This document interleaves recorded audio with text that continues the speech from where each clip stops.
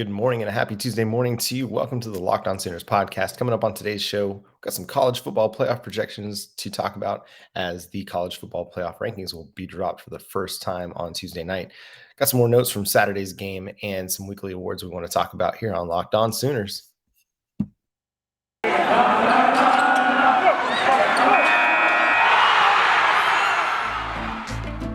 You are Locked On Sooners, your daily podcast on the Oklahoma Sooners, part of the Locked On Podcast Network, your team every day.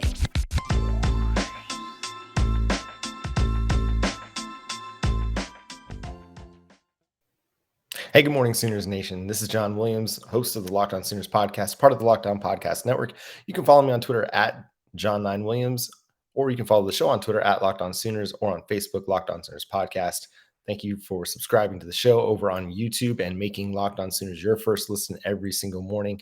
And we got some college football playoff projections to talk about. Most notably is the ESPN playoff projections. So I get this sense, and I have this feeling, and you may be having the same feeling too, that there is groundwork being laid now for leaving an undefeated Oklahoma Sooners team out of the college football playoff.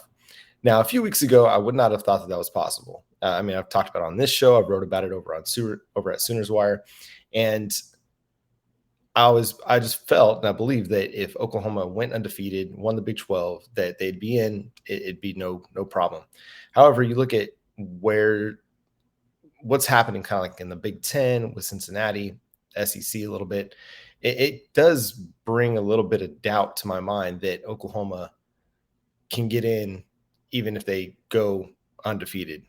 A one-loss Oklahoma team, I feel like even if they win the Big 12 championship, I feel like they're going to be left out, especially if, say, Michigan State goes undefeated, or even if Ohio State wins the Big 10 with just their one loss. And I don't know why. I'm usually I'm pretty optimistic guy. I'm not generally concerned about these things. And I think it'll still play itself out that if Oklahoma wins the Big 12 undefeated, that they'll get into the college football playoff. But look at ESPN's playoff projections right now, and only four of their 11 kind of members that were writing on this or casting their votes, so to speak, on the college football playoff rankings put Oklahoma in the college football playoff.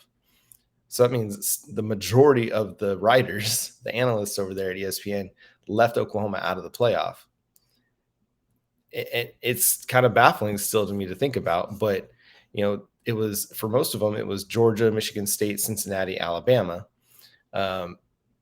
Then you had Ohio State making some noise. You had, but it was those four that were generally the ones that were landing on most people's lists. And I get it. Michigan State's win over Michigan was a huge win. Like, that was big. 2 top 10 teams. It's one that's significant and makes a difference. It stands out. But again, these rankings are a little bit subjective based on where teams were preseason, kind of generally what's thought of these teams historically. I mean, just because it was a good game and Michigan State won, I think that doesn't necessarily mean that Oklahoma deserves to be left out of the college football playoff discussion. I do think that some of this will, kind of correct itself as it goes, because Oklahoma is going to have games against Baylor that should be a top 15 team by the time Oklahoma gets to them. Oklahoma State should again be a top 15, possibly a top 10 team by the time Oklahoma plays. And Iowa State might jump back into the top 25 if they're able to win this week against Texas. And so it does seem to trend toward Oklahoma making it if they go undefeated. My concern is that, say, Alabama beats Georgia in the SEC championship, is the college football playoff committee going to leave one of those teams out? Are they going to leave Georgia out if they lose to Alabama, as dominant as they've been this season? I have a hard time seeing that. So it's 2 teams from the SEC potentially making it with one loss. And then you got Cincinnati. Cincinnati's been a really good team this year. They've got a win over Notre Dame. It's hard to not necessarily consider them, because yes, they play in the American Athletic Conference, but that's not their fault. The Big East fell apart. They had to find somewhere to land. They're a future Big 12 team. They beat everybody on their schedule, and they beat most teams pretty handily. So they have a case to be in. Then you got Michigan State, obviously. If they're able to run the table and win the Big Ten, a Big Ten conference that's been really tough this year and had some really good games, a lot of teams that have been ranked. And at one point in time, they had 4 teams in the top 10. They were looking like the SEC. And if they're able to navigate that conference undefeated, then they have a case to make it into the college football playoff. And then even Ohio State, if they are able to beat Michigan State, beat Michigan, win the Big Ten, they have a case to make the college football playoff. Even though they have one loss to Oregon the first week of the season, they've been a very different team since then. And I mean, they'll have a case for it. Oklahoma, obviously, they'll have a case too if they're able to go undefeated, if this all works itself out, because they've been one of the top teams all year long. They've won all their games. They will have hopefully they'll have beaten Oklahoma State, Baylor, Iowa State, Kansas State. They're looking stronger by the minute. It's just and then there's Texas. I mean, you can never discount a Texas win. That's a game they've lost in the past, obviously, in the past few years. And so being able to get out of Red River with a win, I think that's significant, even if Texas has kind of fallen off. Part of it is you've kind of did some things to Texas, and now every time they play in the second half, they struggle. I don't know if that's an Oklahoma thing or if that's just Texas, but I do have some concern that Oklahoma might get left out of the college football playoff. And I don't know if it's valid at this point, but the college football playoff rankings will be telling tonight. Of course, there's still a month left of the regular season and the conference championship weekend in the first weekend of December or second weekend of December. And so there's still a lot to be worked out here. I just think that there's some groundwork being laid because Oklahoma is getting jumped in certain polls, getting jumped in power rankings by Michigan State, they're going from in some places like 7-2 after their win. And it's, they have a deserving resume,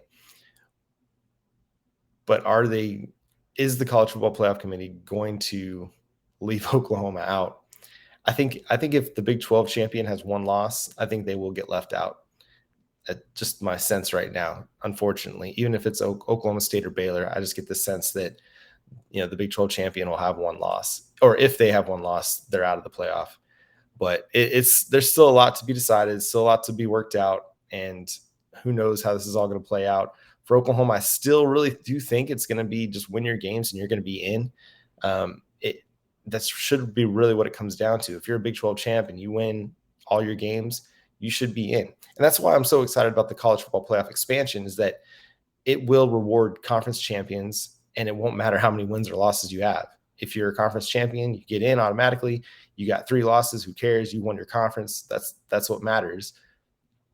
And then you have those at-large bids for those teams that were the second best team in their conference, or they were a group of 5 team that played really, really well this year. It just brings more teams to the table. It creates less controversy, I think, or less potential controversy by having more teams in. I mean, if you're the 13th or 14th best team in the nation, you can cry about it, but not many people are going to feel sorry for you. But I think if you're the 5th best team and you get left out of the playoff, you do have a little bit more of an argument, especially in a year like this when there's so many different moving parts and there's a lot more potential controversy for who gets left out of the college football playoff. I mean, this isn't like the NCAA, March Madness when they're, talking about the 69th and 70th best teams in the country getting left out. This is a little bit different. And so it doesn't necessarily water down the product. It creates more excitement, more energy, and I think gets it right a little bit more. And I think in a year like this, now Georgia is obviously, I feel like they've been the best team in the country. They're going to have the best odds to win the college football playoff. But I think this is a year where it's pretty wide open otherwise, that everybody's going to have a shot. And who knows if Georgia is actually going to be able to have an offense that hangs with everybody else. Their defense is great, but are they going to be able to make enough stops to stop in Alabama, Ohio State, Oklahoma, even in Cincinnati? Cincinnati's defense is pretty good too. So That's going to be fun to watch. We got a whole month left of the college football regular season. I hope you're enjoying it as much as I am. And we'll continue to talk about it here on Locked On Sooners. But coming up next, we've got more notes from Saturday's game that I want to go through, especially on the defensive side of the ball. My wife was listening to the show and she told me, hey, you need to talk a little bit more about the defense. So we're going to talk a little bit more about the defense coming up next. But first, I want to talk to you about Prize Picks. Prize Picks is daily fantasy sports made easy. I love it, and I know you will too. It's a leader in college sports daily fantasy. It offers more college football props than anyone in the world and offers all the star players of the Power 5 as well as mid-major players you might not have ever even heard of. Prize Picks offers any prop you can think of, from yardage to touchdowns, even interceptions thrown. All of our users can you get a 100% instant deposit match of up to $100 by using our promo code Locked On. Prize Picks allows mixed sport entries. You can take the over on LeBron points combined with the under on Patrick Mahomes passing yards in the same entry, and hey, you can win. Use the award-winning app on both the App Store and Google Play. Entries can be made in 60 seconds or less. It's that easy. Prize Picks is safe and offers fast withdrawals, so you don't have to worry about whether or not you're going to be able to get your money out. So don't hesitate. Check out prizepicks.com and use promo code Locked On, or go to your app store and download the app today. Prize Picks is daily fantasy made easy.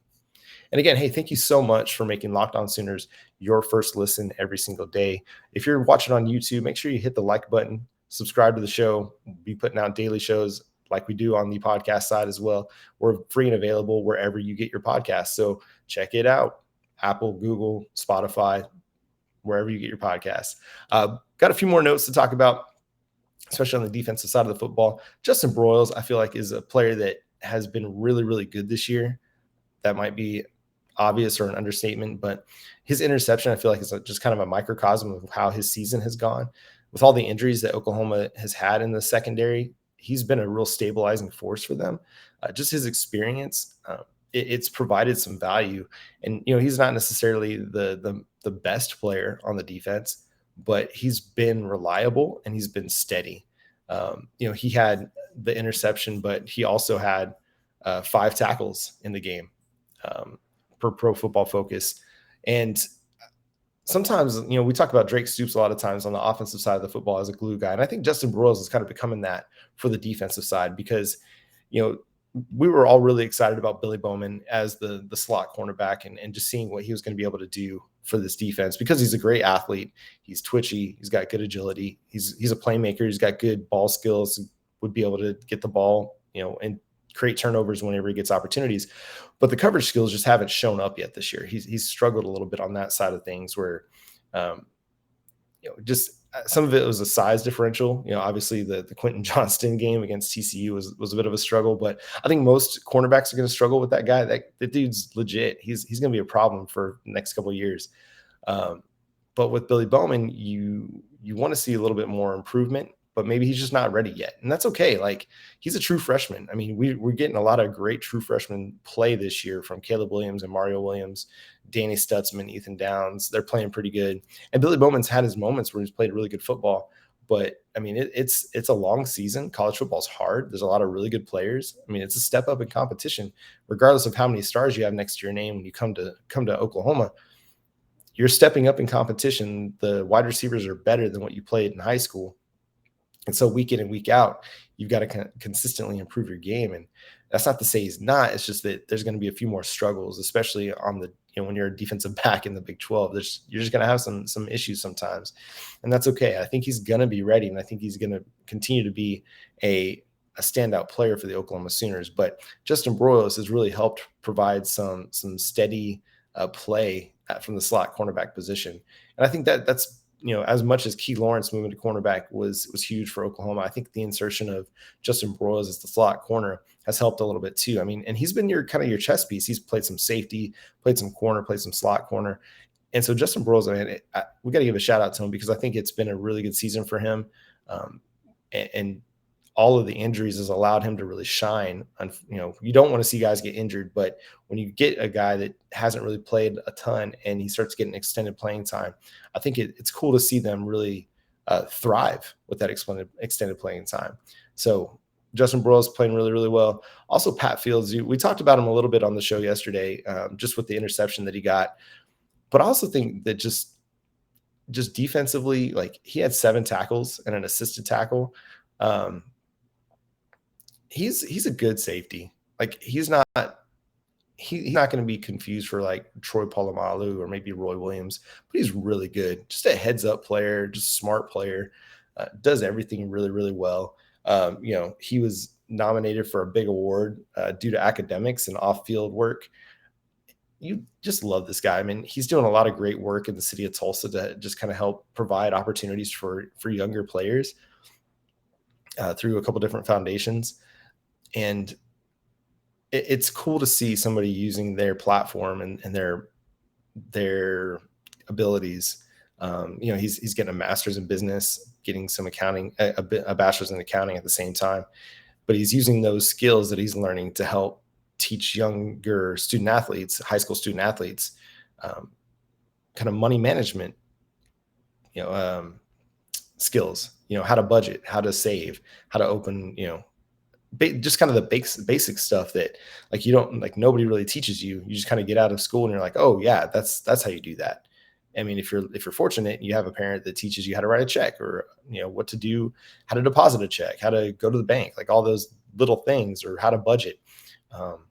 But he's doing some of that, and so I just wanted to mention that because oftentimes we don't know some of the things that these guys are doing off the field unless they're getting in trouble, right? But he's just a guy that just does all the right things on the field, does all the right things off the field. And there's a reason he's a leader on this team, and he's going to be successful wherever he goes in life because he just has that drive. He's just an intelligent guy. And he has a heart for others and a heart for the community. And so you love to see that guy just continue to shine. And then Deshaun White, man, he had a game, and I failed to mention this yesterday, but he definitely deserved a game ball for what he did. He had 8 total tackles and 5 stops. Now, Pro Football Focus, they talk about stops as a play that results in a loss for the offense. So it's 1st and 10. The offense only picks up 1 yard. Deshaun White makes the tackle. That's a loss for the offense. It's based on like efficiency and success rate. So success rate is the number of yards you should pick up on 1st, 2nd, 3rd down in order for it to be deemed a successful play. So on 1st down, you should pick up at least 4 yards. If it's 1st and 10, you should pick up at least 4 yards. If it's 2nd and 10, you should pick up at least 6 yards. If it's 3rd and 10, you got to pick up all 10 yards for it to be deemed a successful play. So it doesn't just count tackles for losses or sacks or passes defended, but even if it's a positive play, but it doesn't gain the necessary yards for it to be deemed successful, it's considered a loss for the offense. So he had 5 stops. That's huge. Like that was a great day for him.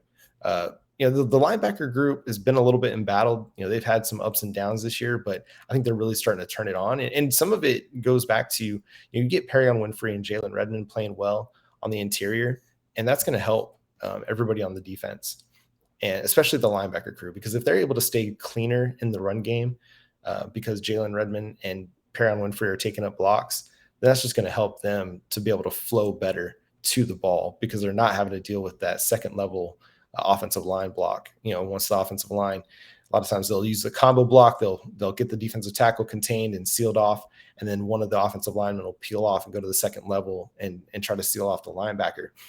If they're not having to deal with offensive linemen at the second level, then that makes their job so much easier. We talked a little bit about Nick Bonito, but let me just share 5 total pressures again per Pro Football Focus. The dude's just a pressure machine. Consistently rates as one of Pro Football Focus's best defensive players in the country. And there's a reason for that. He's just always in the backfield, always causing havoc for the defensive side of the football. And then, for Delrin Turner-Yell, man, he came back, was back in the flow, and led the Sooners in snaps. No big deal. 67 snaps. DJ Graham got 60 snaps. Your defensive back crew, your starters all played more than 60 snaps.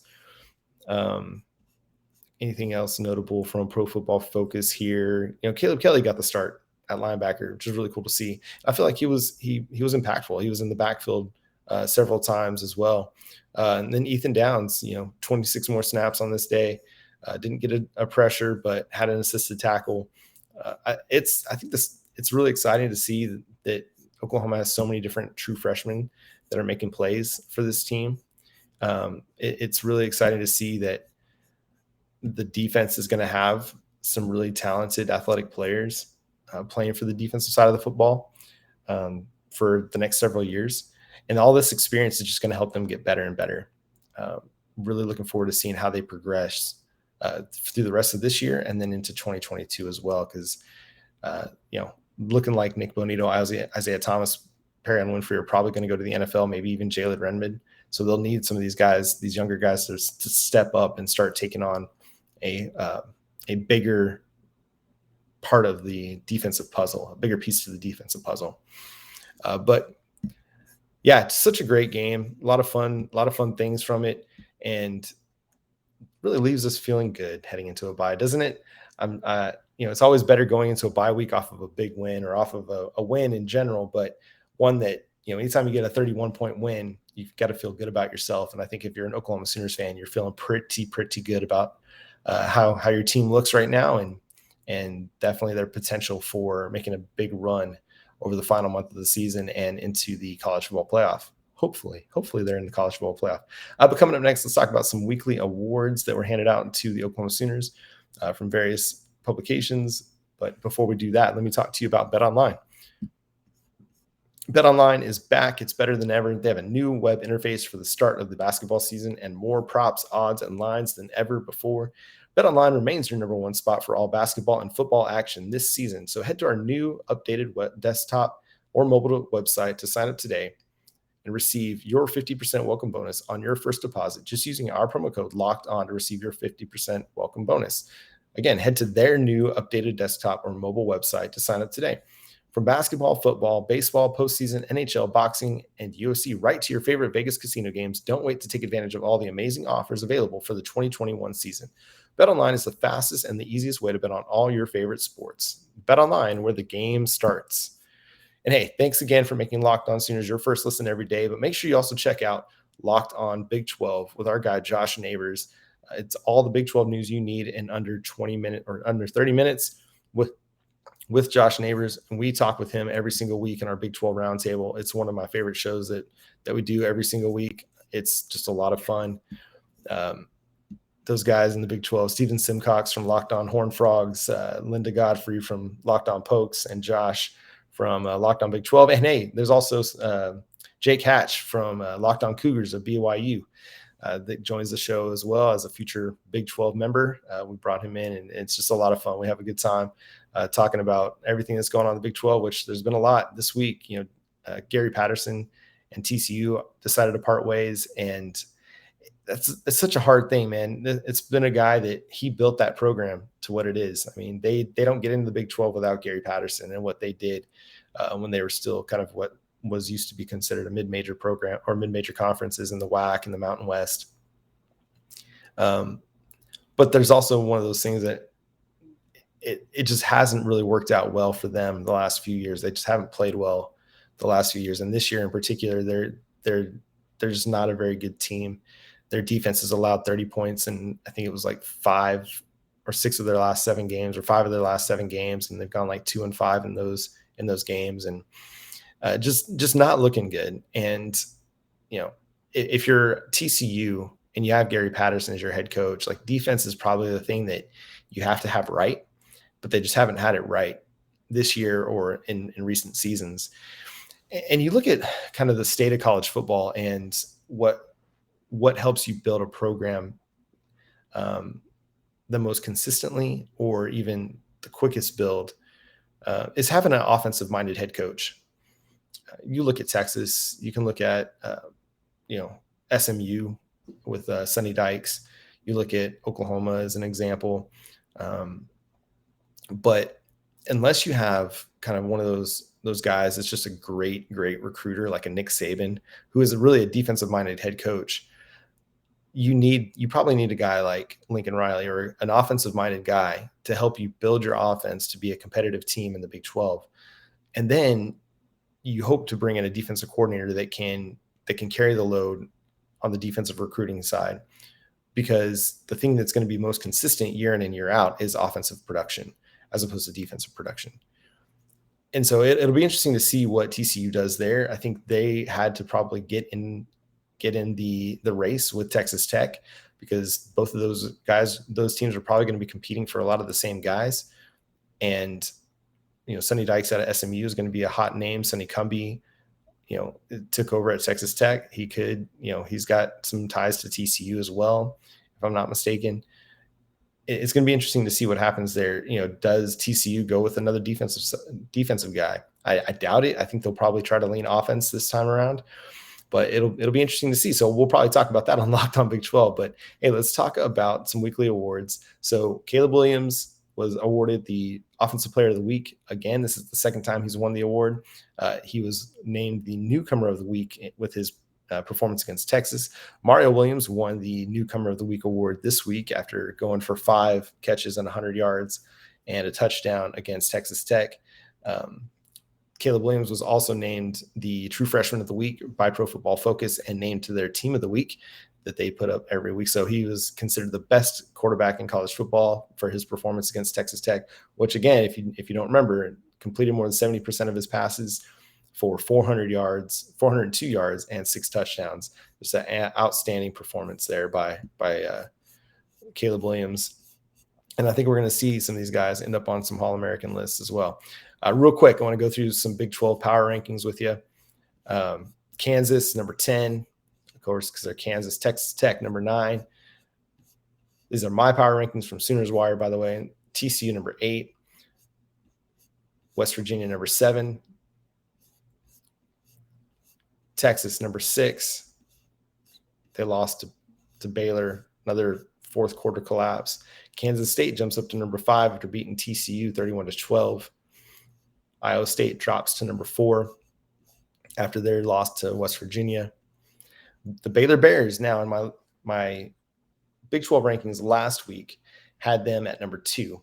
And a lot of this was due to some of the chaos that we had with that second tier of teams. We had Iowa State, Oklahoma State, Baylor. They were all kind of jumbled up. Iowa State had just beaten Oklahoma State, so I had a hard time putting Oklahoma State ahead of Iowa State and Baylor because of that. And then Baylor had beaten Iowa State. So I had Baylor 2, Iowa State 3, Oklahoma State 4. Well, this week kind of switched it around, and I jumped Oklahoma State up over Baylor to number 2 because they beat Baylor. Even though they lost to Iowa State, Iowa State's got the 2 losses now. They drop back to number 4. Baylor's number 3. Even though they had a big win over Texas, they do drop in my power rankings because they lost to Oklahoma State. So that's where that is. Oklahoma stays at number 1 because Oklahoma, you stay the king until you get beat, until you're the king no more. And we're going to find out more about where this team stands over the next month, because this is going to be an exciting month. I love good football, and I think they're going to get really good football. And this is going to be the true test to where this team is, because they're going to play some of the best defenses in the conference and some of the best defenses in the country coming up over this final month of the season. And it's going to be telling. Are they a team that's ready for college football playoff contention? If they are, they're going to run through these teams. If they can get a few things corrected from their win over Texas Tech, like the running game, I don't have much doubt that they're going to be able to win these games, because offensively, aside from, Baylor's running game, Iowa State's running game, Oklahoma State's running game, like the quarterbacks are pretty decent. They're good, but they're not so good that they scare you, if that makes sense. Like if you stop the run, you're going to be able to slow down those offenses, because their quarterbacks aren't going to be able to be consistent enough against your defense to win those football games for those teams. But crazier things have happened. We saw Oklahoma State struggle with Kansas, so who knows? But I'm feeling really good about this team now heading into the final stretch of the season after what they did against Texas Tech and with who they're getting back healthy. Hopefully after the bye, hopefully we get a Woody Washington back in the fold after the bye. But that's going to do it for today's episode of Locked On Sooners. Again, thank you so much for sticking around and joining us, for signing up and subscribing to the show on YouTube. Make sure you drop a like, hit the subscribe button. Follow us on Twitter at Locked On Sooners and Facebook, Locked On Sooners Podcast. You can follow me on Twitter at John9Williams, and you can read my work covering the Oklahoma Sooners over at the Sooners Wire at usatoday.com. Until tomorrow, have a great day. Boomer Sooner.